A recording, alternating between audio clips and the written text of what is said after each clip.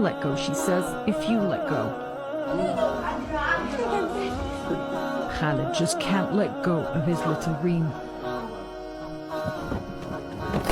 Now searching for memories amid the rubble of his home.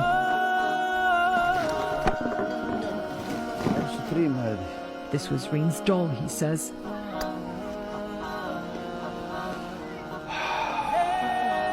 The family was asleep when an airstrike nearby brought down their house in southern Gaza last week. Khaled woke up screaming for his children and grandchildren, struggling to walk in the dark and through the wreckage to find them. I couldn't find anyone. They were buried underneath all this rubble, he says. My daughter Mesa was here. Her children, Reem and Tare, were here in her arms. Mesa and her sister barely survived. After a few days in intensive care, they're now recovering at a relative's house.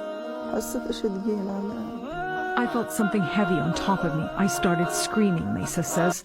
I heard Reem screaming next to me. I told her, there's something heavy on top of me. I can't reach you. I said my final prayers, and next I woke up in the hospital. Mesa woke up to the news. Her 3 and 5-year-old children were gone. Their lifeless bodies found together under the rubble.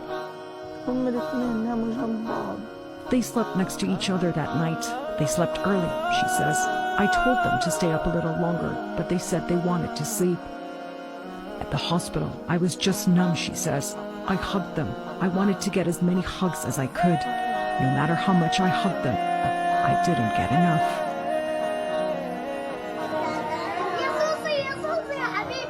Their final days lived in a war they were too young to understand.